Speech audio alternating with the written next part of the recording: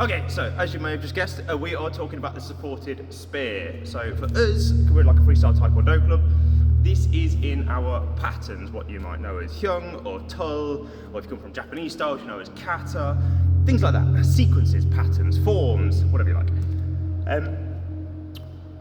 Little note from our classes this week, because it's patterns week for us. When we do this supported spear, we want it to be driven, okay? We want it to drive it forward. It is a spear, after all. It needs to act like, you know, a stabbing motion. It needs to be big, it needs to be direct, and it needs to look quite sharp. That's the best way I can describe it. So, when I've had people this week doing this move in more than one of our patterns, the biggest thing I'm trying to get them to do is making sure that whether it's coming from this, or something else, or some of this, and then you move, it has to be direct.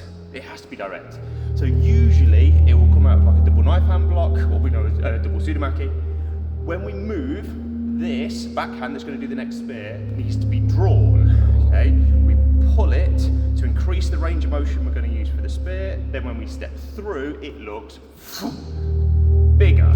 Okay, what we don't want to be doing for what we do is to sort of step, get the support ready, and so you like just chop.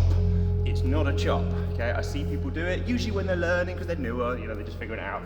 But they'll move and they'll go, it's not that, okay? It's a really straight, piercing strike. Now, different places have got different, like, reasons to use this. If you look at sort of older, kind of, where you used to have books with pictures of people go very static, just doing stuff. The spear is depicted as either someone is on your level, this is a very direct, very straight action, and you are going jab fingers first into the neck. Yeah, you wouldn't jab your fingers into their chest bone or into their forehead or anything, because you're going to break your fingers, okay? It goes to like soft areas. There's also ones where someone is standing a lot taller than you, and it goes under the ribs into kind of like diaphragm area here, where you normally aim for like your drill punches and stuff. And I get that, that's great. I'm very much more in the flat and level kind of option. I would prefer people in our club to be doing their spears very flat, very level, with the idea that someone is doing the same or similar martial art traditional stuff to you, and we're aiming at something that's on the same height. So if this is flat and level going forwards, we're sticking it in there. Okay? But in particular, I need it to drive. Okay?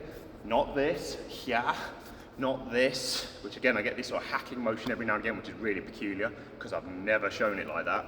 Okay? But here, forwards, big range, big stab, big spear, vertical hand, okay, for this action.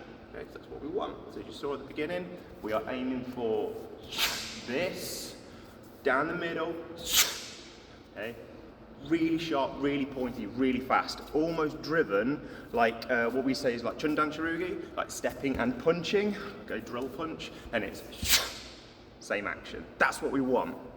Have fun, enjoy.